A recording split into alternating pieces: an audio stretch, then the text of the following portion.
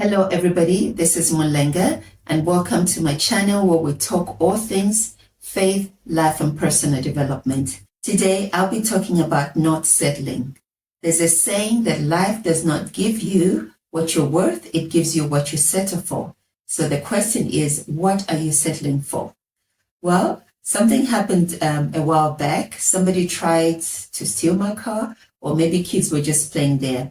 Needless to say, when I got to the car, my handle had fallen off and it was on the floor. So I had to use the passenger seat to get into the car. And of course, my first thought was, this is so embarrassing. I need to sort this out very quickly. Well, days turned into weeks. I got busy and I had to drive somewhere and realized, oh my gosh, no, there's no way I'm going through the passenger seat. So I somehow managed to, wiggle something with the key and I could open it, but with great difficulty. And then I had to drive again and I'd learned to do, the key trick thing. And then until eventually I was very good at it, that it was actually normal. Until, a week ago, I realized, wait a minute, I need to fix the car. This thing that was a dysfunction has become normal. I've made this a standard because I can manage to do it. But really, a car came with a handle, so I should use it. And so there could be certain things in your life where for a season, you had to do what needed to be done. Maybe you had to shrink your life. You had to make certain adjustments that limited you. But then you're no longer limited, but you've stayed in that position. You have settled. Maybe you got a job that you were so desperate. You needed a job at that time. So you knew you were being underpaid. You weren't being paid your worth and you took it. But then you've stayed that way when you can do more and do better, but you have settled. There's a story I shared in the video about how pain or pressure sometimes makes us take the moves that we wouldn't normally get because we're uncomfortable, but not uncomfortable enough.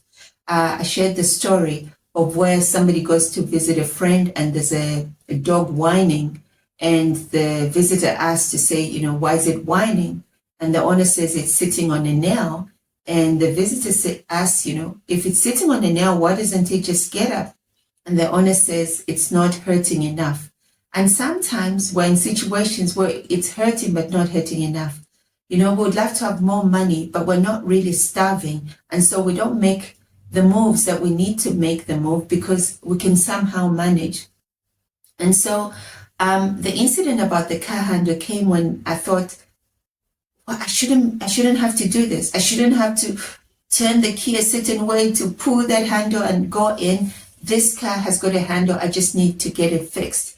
And so I said to myself, what other areas of my life have I settled? Where I've let mediocrity take the precedence of excellence?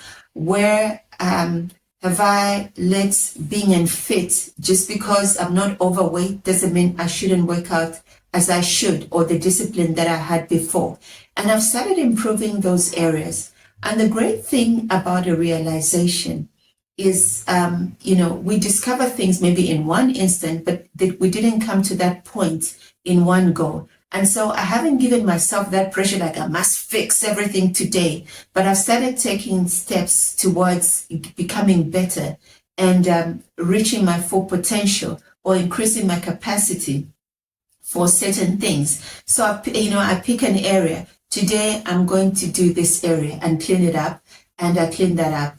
I'm going to start, I've started exercising, but I'm not jumping into it at the fitness level that I was in before I relaxed. I'm taking it one step at a time. So take stock of your life and ask yourself, where have you settled? Where have you shrunk your personality in order to make somebody feel better and they're not even feeling better? Where have you relaxed on your budgeting because somehow you've got a little bit of extra cash, so you've thrown away the discipline of budgeting? And remember, shrinking into mediocrity doesn't happen overnight, losing little disciplines here and there until finally good enough becomes good enough. But we weren't designed to live a good enough life. We weren't designed to settle. We're supposed to excel in every area of our lives because we've got a great God. So I hope that somebody has been inspired to get out of the rut and get out of comfort zoneville and start living again and aspiring to be better than you are today. And what I also want to mention just before the video ends is that you can be content and you can be grateful, and yet it's still okay to aspire for more, because that's how we as humans were designed. We're designed for growth and development. Well, until the next video, it's bye-bye. Be sure to subscribe, like, and share the video. Thank you so much for watching. Bye-bye again.